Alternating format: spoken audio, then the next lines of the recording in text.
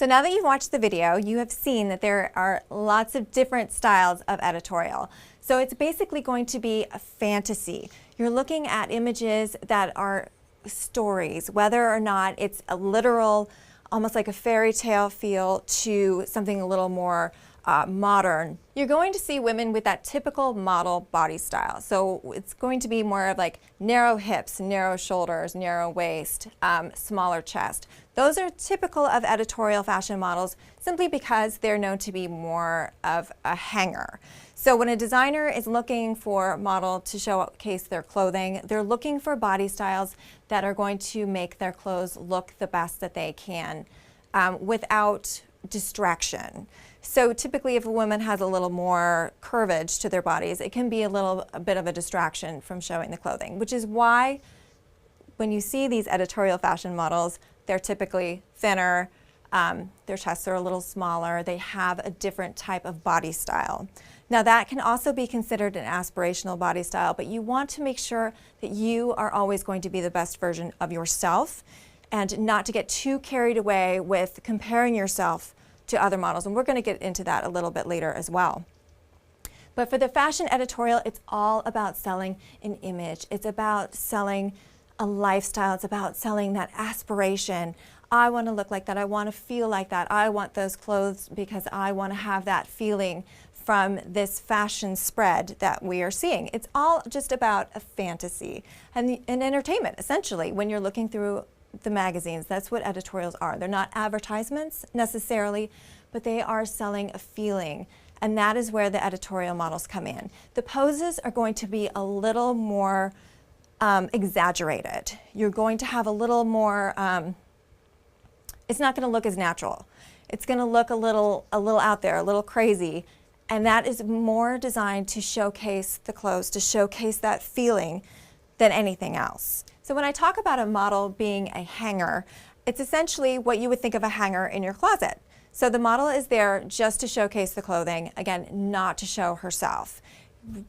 You have to remember that at the end of the day, again, you are not hired to sell you. You're hired to sell the product, whether that would be clothes or any other product. So when you're a model, they want to see how the clothes are going to look their best, not necessarily on you, but on anyone. And they don't want any distractions as far as curves, as far as any certain looks that might be specific to you, essentially. So you're going to be more in the background. The clothes are what are supposed to shine, really. And that's something else that you need to remember moving forward if you want to be in this business, that it's not about you at the end of the day. It is about the products that you are selling. So again, these editorial models, these beautiful women in these magazines, yes, they look stunning and they have hair and makeup and they have the fantasy and they have great lighting and they have these amazing photographers, but they are there to showcase the clothes and to give you a feeling,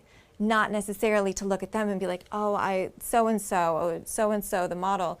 It's about the entirety of the editorial. So a typical editorial model will be on the taller side.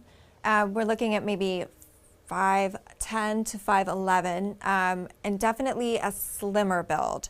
So you want to think narrow bust, narrow hips, narrow waist, tall, lean, lanky. There are some exceptions, I want to say, like Lara Stone, like Gigi Hadid, who's a little bit more athletic, but the typical is more like a Coco Roca, more, I almost want to say boyish in build. That's a lot of what they're looking for, especially considering the whole hanger aspect of modeling for these editorials and also for runway, which we'll talk about a little bit later. So it's going to be more of those tall, lean, slender looking ladies that are going to be more of your editorial fashion style as far as body type and model type. Also, they're always looking for something a little bit different, not necessarily your girl next door. So if you have a little bit of that quirk to you, then that's definitely going to work in your favor because they want beauty, but they don't want typical beauty. So don't think when you're looking in the mirror sometimes like, oh, I'm not the typical girl next door, or I'm not this, I'm not that.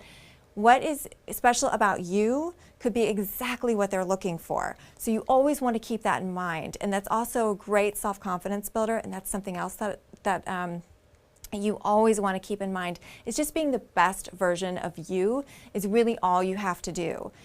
So going forward, when you're looking at these magazines and you're thinking, God, I want to be high fashion, I want to be editorial, but I have this or I have that, don't think negatively about yourself. There's always going to be something that you're not going to be completely happy with about you, but that could be something that the agents or that the clients will absolutely love. And they'll be like, that is exactly what we're looking for. So I just want you to keep that in mind as we're moving forward as well. So the next type of modeling I want to talk to is advertisement and commercial.